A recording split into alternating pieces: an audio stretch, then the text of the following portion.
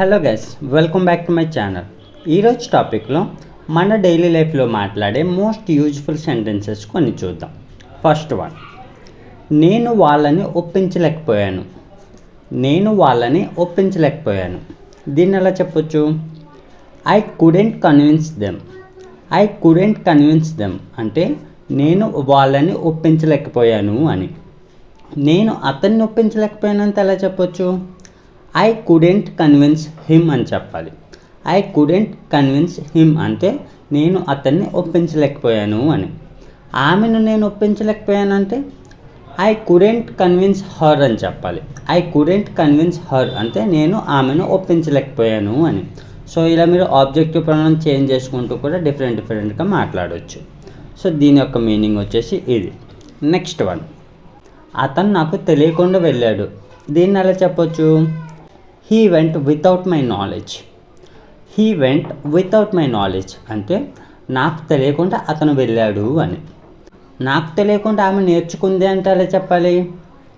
She learned without my knowledge అంటే నాకు తెలియకుండా ఆమె నేర్చుకుంది అని. నాకు తెలియకుండా అతను ఆడాడు. ఓకేనా? నాకు తెలియకుండా అతను ఆడాడు అనాలి. దీన్ని ఎలా చెప్పొచ్చు? He played without my knowledge. He played without my knowledge అంటే నాకు తెలియకుండా అతను ఆడాడు అని. ఓకేనా? సో దీని యొక్క మీనింగ్ వచ్చేసి ఇది.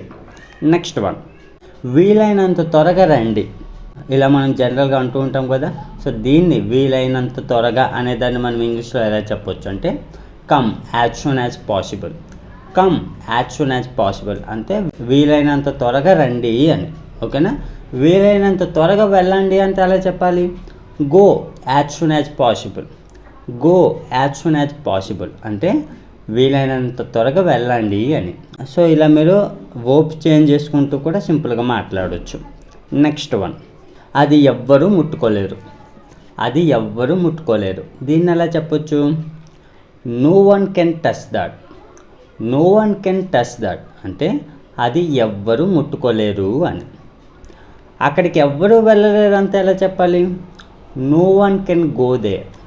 No one can go there అంటే అక్కడికి ఎవ్వరూ వెళ్ళలేరు అని. ఓకేనా?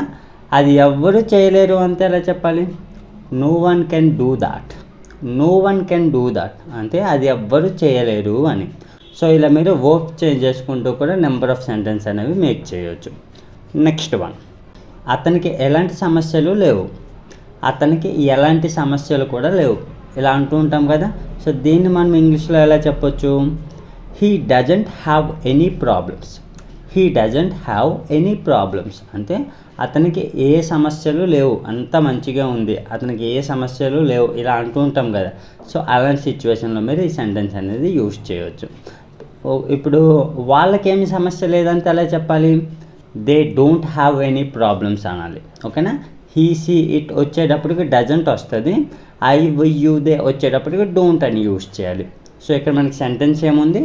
వాళ్ళకి ఎలాంటి సమస్యలు లేవు అనేదాన్ని మనం they don't have any problems. They don't have any problems అని చెప్పాలి. ఓకేనా? సో దీని యొక్క మీనింగ్ వచ్చేసి ఇది. నెక్స్ట్ వన్, నేను నీకు ఎంత ఇవ్వాలి. నేను నీకు ఎంత ఇవ్వాలి. సో జనరల్గానే మనం ఇలా అంటూ ఉంటాం కదా. సో దీన్ని మనం ఇంగ్లీష్లో ఎలా చెప్పొచ్చు అంటే how much should I give. How much should I give అంటే నేను నీకు ఎంత ఇవ్వాలి అని. ఓకేనా? అతను నీకు ఎంత ఇవ్వాలి అంటే ఎలా చెప్పాలి? How much should he give you. How much should he give you అంటే అతను నీకు ఎంత ఇవ్వాలి అని. ఆమె నీకు ఎంత ఇవ్వాలి అంటే how much should she give you. How much should she give you అంటే ఆమె నీకు ఎంత ఇవ్వాలి అని. సో ఇలా మీరు సబ్జెక్ట్ చేంజ్ చేసుకుంటూ కూడా నెంబర్ ఆఫ్ సెంటెన్స్ అనేవి మేక్ చేయొచ్చు. సో దీని యొక్క మీనింగ్ వచ్చేసి ఇది. నెక్స్ట్ వన్, నువ్వు ఏం అవ్వాలనుకుంటున్నావు. నువ్వు ఏం అవ్వాలనుకుంటున్నావు మనం జనరల్గా అంటుంటాం కదా. సో దీన్ని మనం ఇంగ్లీష్లో ఎలా చెప్పొచ్చు అంటే అనుకుంటున్నావు అంటే మనం వాంట్ టుకి వెళ్ళిపోవాలి. ఓకేనా? What do you want to become. What do you want to become అంటే నువ్వు ఏం అవ్వాలనుకుంటున్నావు అని. ఆమె ఏం అవ్వాలనుకుంటుందంటే ఎలా చెప్పాలి? What does she want to become. What does she want to become అంటే ఆమె ఏం అవ్వాలనుకుంటుంది అని. అతను ఏం అవ్వాలనుకుంటున్నాడంటే what does he. What does he want to become.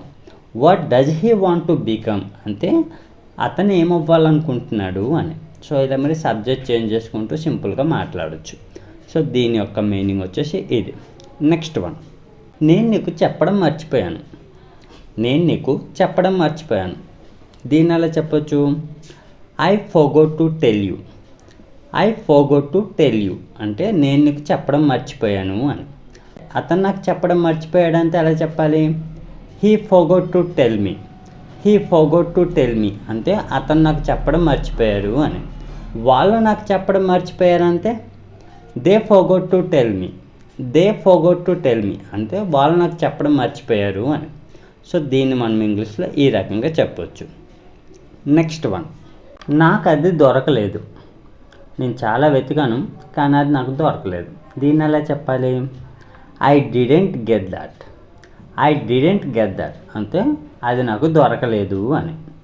అతనికి అది దొరకలేదంటే he didn't get that. He didn't get that అంటే అతనికి అది దొరకలేదు అని. వాళ్ళకి అది దొరకలేదంటే దే డిడెంట్ గెట్ దట్. ఓకేనా? సో ఇలా మీరు సబ్జెక్ట్ చేంజ్ చేసుకుంటూ మరో చెప్పొచ్చు.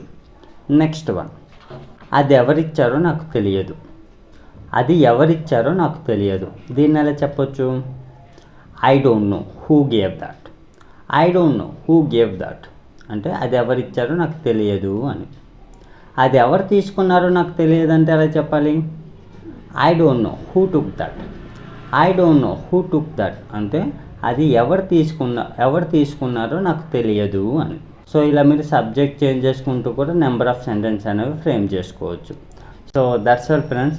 సో ఇలాంటి సెంటెన్సెస్ యూస్ చేసి మన డైలీ లైఫ్లో సింపుల్గా మాట్లాడవచ్చు. సో మీకు ఈ టాపిక్ యూస్ఫుల్గా అనిపిస్తే లైక్ చేసి సబ్స్క్రైబ్ చేయండి. Thanks for watching.